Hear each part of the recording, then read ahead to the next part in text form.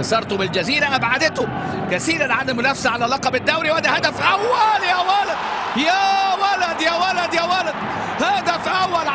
عموري عملها روعة، وإسماعيل يا عيني يا سبعة، يا عيني يا سبعة، سجل في مرمى سبعة وهدف أول لإسماعيل أحمد. لكن إيه، كرة اتعملت حلوة بعد مرور 6 دقائق. إسماعيل أحمد أمامنا يسجل هنا هدف التقدم، نجم أمامنا هو إسماعيل أحمد بعد 6 دقائق.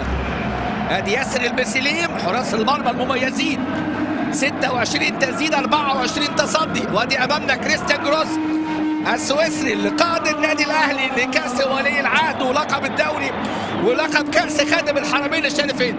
ادي الهجمه، وادي امامنا التمريره، شوف هنا معموله حلوه قوي من احمد برمان، يا عيني على اللمسه بتاعه عموري. وشوف هنا بقى التمركز، اسماعيل احمد 3 اهداف في الدوري الاماراتي، هذا النجم اللي امامنا ولاعب صاحب لمسه وصاحب بصمه، وكان سجل في مرمى زبهان وهدف بعد مرور 6 دقائق. ادي امامنا هنا هدف او ثانيه في اللقاء لصالح النادي الاهلي اللي اصبح خطير، واللي اقترب من التعادل، اقترب من التعادل وياتي التعادل عن طريق عمر السومه. عمر يا عمر، اتدلع يا عمر هنا في اللقطه الماضيه، ويسجل عمر السومه من الركنيه وبضربه راسيه بالتخصص. هدف التعادل ياتي في الدقيقه 43. هي مؤشرات ثالث هدف ليه.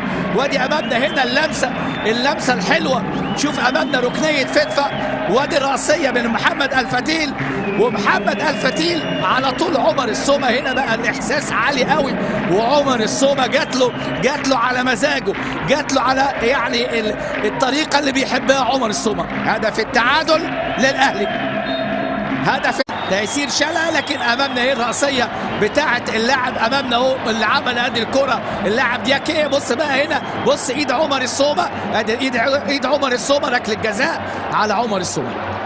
دياكيه يلعبها ولمسه يد من عمر السومه وتيسير شالها، ركله جزاء على عمر السومه.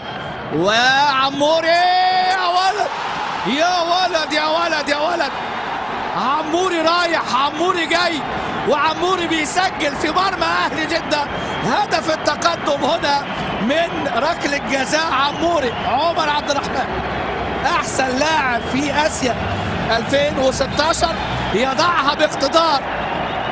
عموري يمتع امام المتالق ياسر المسليم. هذه المره الحيله بتنفع، ركله جزاء ياتي بها عموري ليسجل هنا هدف رقم. ده شوط ثاني، كان ممكن عرضيه عبد الفتاح عسيري، كره عمر السومه في القائم، الكره اللي امامنا هنا من تيسير الجاسم في اللقطه الماضيه، وفرصه عمر السومه في اللقطه الاماميه.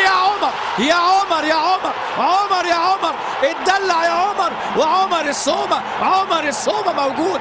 عزيزي مشجع ومحب الراقي يعود لان عمر السومه موجود.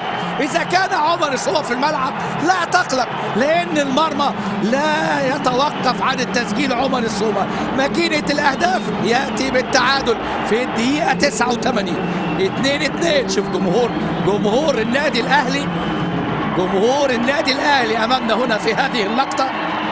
كل جمهور يحب لقب الملكي، الهلال والاهلي وطبعا ريال مدريد. والامور هنا من هذا اللاعب المميز عمر السومه. كيف يترك عمر السومه؟ سؤال يوجه لاسماعيل ويوجه ايضا